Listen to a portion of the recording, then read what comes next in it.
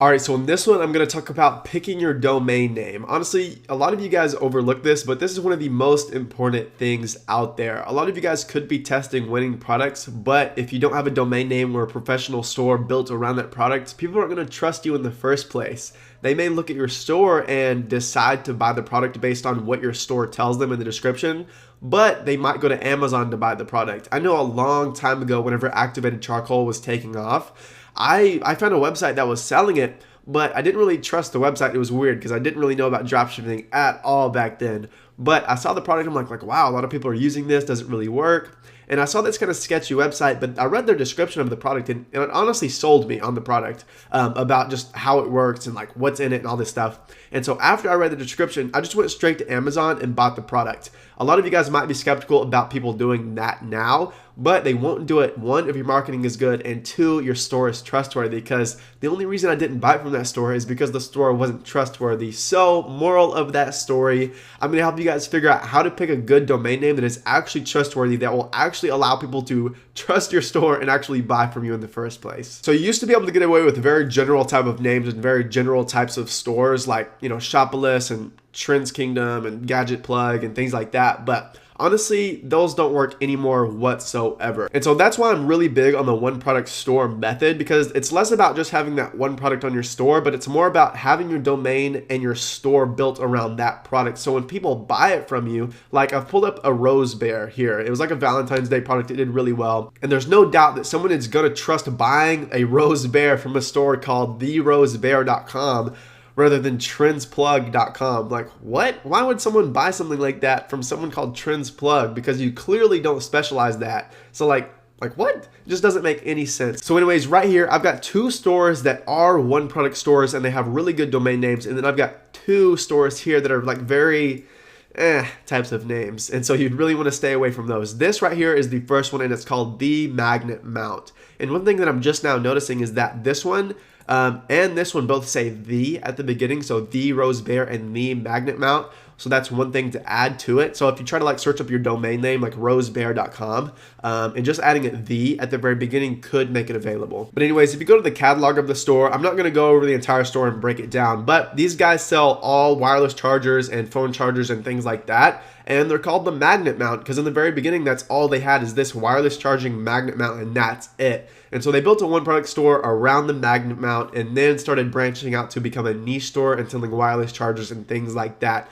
But this is very trustworthy, it's very professional, and it's not because it's a super bougie theme or anything like that, but it's because they specialize in a certain category of products, and it's the magnet mount. You're not buying a magnet mount from Gadget Plug, you're buying it from the magnet mount. And then the Rose Bear right here is the exact same thing. I believe this is the debut theme, which is actually the same theme that I used in the case study that I took to 120K in the first 6 days. And that's a free theme. I mean, as soon as you activate your Shopify trial, that's the theme you get. It's free. So you don't need a bougie theme. And as you see, these guys are selling these Rose Bears for like $160. This one is, holy crap, it must be huge. It's $550. What the heck? And so like this is super high ticket.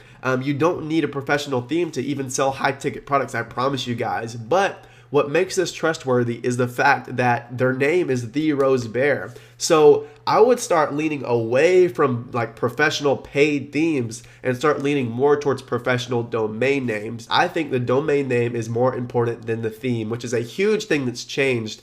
Used to, like I said, you could have any sort of name on your store, but now it's all about specializing. So anyways, yeah, if you go to the shop page on this store, all they are selling is Rose Bears, which it wouldn't make sense if they were selling iPhone cases or anything like that, and they're calling themselves therosebear.com.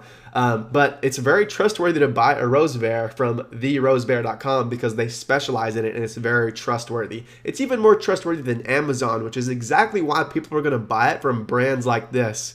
Because it's a brand, it's not Amazon, it's not some general store. So anyways, these are the two names or the two stores that I pulled up that I found. There's many more out there, but these guys know exactly what they're doing. So The Rose Bear and themagnetmount.com. Definitely go check these stores out and kind of mimic yours after theirs. Again, you don't need a super bougie paid theme. You can use a free one. I use Debut. It's very simple, but focus on having a really good domain name. And so now I'm going to show you these two stores that aren't very good. So this one is in a different language, I believe. Well, some of it is. It's kind of weird that some of it is and some of it isn't. But anyways, this one is called Trendy Gadget. Like, How trustworthy is that?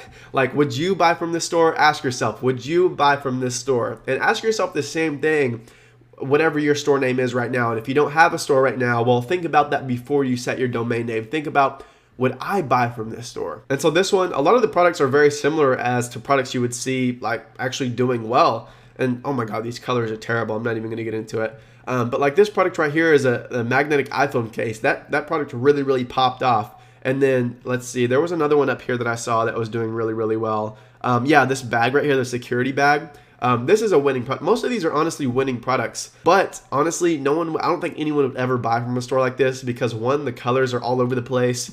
Two, it's got multiple different languages on here. But number one is the domain name is trendygadget.shop. I just now noticed that. It's not even .com, it's .shop, which is okay if it's like therosebear.shop, but I mean, that's just too much. trendygadget.shop, not today, son, not today. And so this one is honestly the worst one I've seen in a minute. Gadgetplug.com. No, wait, it says gadgetplugusa.com. Wow, how original, right? This is just funny. This is the debut theme, but this is how you don't want to do the debut theme. So this is a good version of debut theme. This is a bad version of debut theme, okay? And so this is honestly just...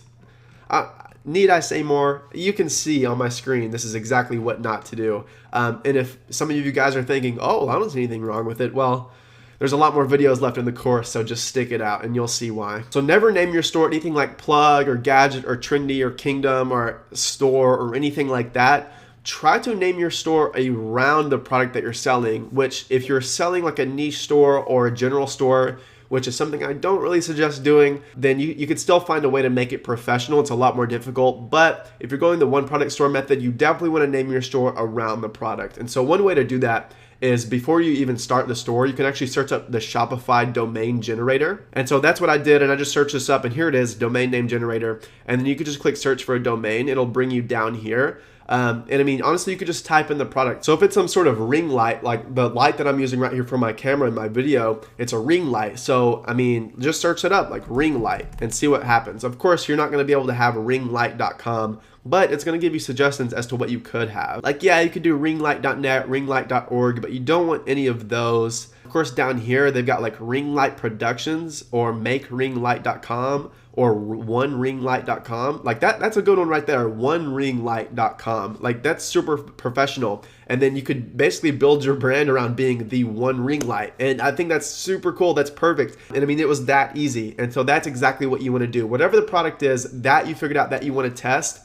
figure that out first, and then come find a domain name that you want to use before starting your store by using the Shopify domain name generator. And like I said, I mean, you don't always have to use .com. You can either use .com, .co, or .shop, but I would try to use .com when you can. But like I said, the case study store is .shop, so don't worry about it too much. Just don't use like .org or .biz or anything ghetto like that. But anyways, guys, that's that. Hope you enjoyed the video. And if you have any questions, like I said, ask it in the Facebook group if you're a part of that. But that's all for this one. I will see you in the next one.